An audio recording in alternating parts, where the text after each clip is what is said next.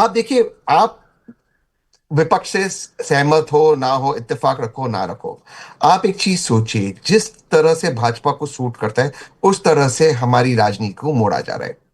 अगर महाराष्ट्र में उनको नंबर चाहिए थे सरकार के लिए, तो एक पार्टी का स्प्लिट हुआ। अब महाराष्ट्र में नंबर चाहिए इसलिए ताकि डिलिमिटेशन बिल पास करना है, तो दूसरी तरह से स्प्लिट हुआ। वेस्ट बंगाल में नंबर नहीं चाहिए तो एक हाथ से तो भी एक पार्टी ढूंढ कर लाए, उसके अंदर लोग चले गए। क्या वो भूपेंद्र यादव जी के घर पे, आदरणीय भूपेंद्र यादव जी के घर पे चाय पीने गए थे? चाय पे चर्चा करने गए थे? क्या चल रहा है? ठीक है, आप इसमें लीगल जस्टिफिकेशन कोई भी निकाल दे रोहन भाई, और निकाल देगी, बहुत अच्छे प्रवक्ता है। लेकिन एक चीज याद रखना, कुरुक्षेत्र के रण में जब दुर्योधन वहां बैठे, जब दुर्योधन आखिरी सांसें ले रहे थे, तो दुर्योधन पूछता मैंने लीगली क्या गलत किया? और तब व्यासा लिखते हैं कि क्या शासन केवल लीगल होता है? क्या उसमें नैतिकता नहीं होती? क्या ये नैतिक है? आप जिस तरह से, और इसको मास्टर स्ट्रोक, चाणक्य नीति, हम कर रहे हैं, हम तोड़ रहे सारे पार्टीज को, क्या ये सही है? क्या ये भारत के लोकतंत्र और जमहूरियत के लिए सही है?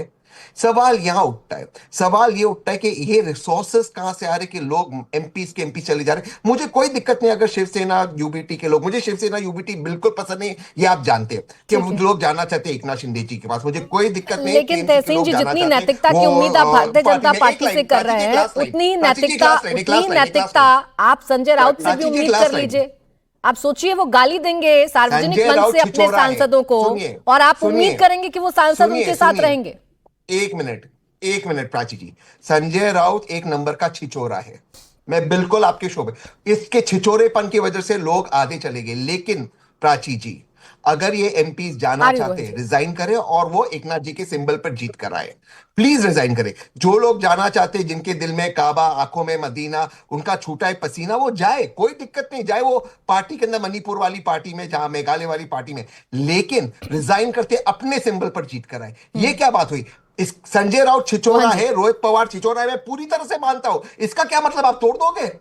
रोहन जी भाई, आप कितना भी मना करें, लेकिन जो महाराष्ट्र में हो रहा है उसके पीछे आप हैं, ये अनुराग भदौरिया जी ने भी कहा और ये तहसीन जी ने भी कहा। प्राची जी, हमको रहने की जरूरत इसीलिए नहीं है क्योंकि जिस प्रकार से हमारी वहां पे इतनी बड़े बहुमत से राज्य सरकार आई, हमको क्या जरूरत है? और अभी उन्होंने ही कहा, अगर तहसीन भाई जो इनके लिए खड़े रहते वो अगर उनको छिछोरा कह सकते हैं, तो आप सोचिए कि उनके जो एमपी एमएलए पे क्या बीती होगी। आज भी जो लोग सब शिंदे जी छोड़ के गए थे, तब जो लोग बयान करते हैं कि जिस प्रकार से आदित्य का पुत्र प्रेम उनके ऊपर हावी था, मिलने को तैयार नहीं थे 2-2 साल तक उद्धव ठाकरे उनको, और संजय राउत जैसे लोग जो सत्ता के लालचू लोग वो पार्टी चलाएंगे, आप कोई भी स्वाभिमानी आदमी से क्या अपेक्षा रखेंगे?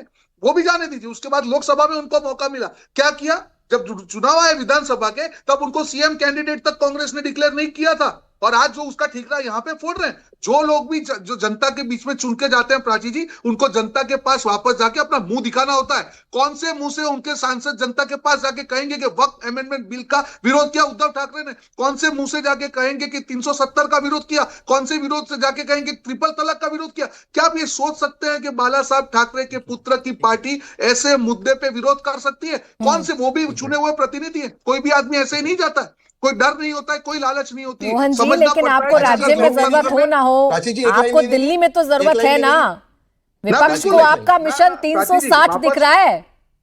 बिल्कुल वापस देखिए प्राची जी, वापस मैं बोल रहा हूं कि अगर कोई पार्टी, कोई आदमी या एमपी एमएलए छोड़ के जाते हैं, उसमें आत्ममंथन की जरूरत होगी कि उनको भी मालूम है कि उनको भी जनता के पास वापस जाना है, जनता से वोट लेना है, तो उनके पास जवाब ये होना चाहिए। जब ये सारी पार्टी अपनी मूल विचारधारा से विमुख होकर पुत्र प्रेम, परिवारवाद में जितनी भी पार्टियां खत्म हुई है प्राची जी, बहुत छोटा रेस्पॉन्स करिएगा तहसीन जी, फिर अनंत जी जैसी और एक आखिरी चीज 30 second, only 30 seconds, only 30 seconds.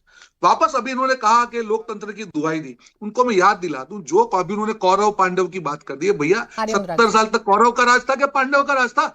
ये कौरव नहीं थे क्या कि 300 आर्टिकल 356 का मिसयूज करके 80 बार गवर्नमेंट 90 बार गिरा दी? 1980 में इंदिरा गांधी ने चुनी हुई कितनी सरकार को गिराई? अब एक सेकंड रोहन जी, रोहन जी, आ गई आपकी नैतिकता और लोकतंत्र की दुहाई, अब बोले आप तहसीन जी। रोहन भाई की मैं हर बात को मानता हूं। मान लिया कि रोहन भाई की मैं हर बात को मानता हूं, लेकिन रोहन भाई जो सांसद शिवसेना के सिंबल पर चुन के आए कांग्रेस के साथ और एनसीपी के साथ, मुसलमानों के वोटों पर, दलित के वोटों पर, क्या वो नहीं जानते थे एजेंडा क्या था? तब उनका ईमान नहीं डगमगाया, आज डगमगाया जब आपको बहुमत की जरूरत है। ये गलत है रोहन भाई, ये आप भी जानते हैं, हम भी जानते हैं, इसको बिल्कुल। आप कैसे भी देखिए जस्टिफाई करो वापस मैं सर। बोल रहा हूँ, वक्त अमेंडमेंट बिल, तहसीन भाई आप भी इतनी डिबेट करते हैं, वक्त अमेंडमेंट बिल के कई इशू थे, आपने भी उसको कहा कि नहीं ये तो बिल्कुल ठीक है। तो यहाँ पे तो धर्म के नाम पे अगर आप वक्त अमेंडमेंट बिल का विरोध करते हैं, वो तो पूरा तुष्टीकरण हो गया ना।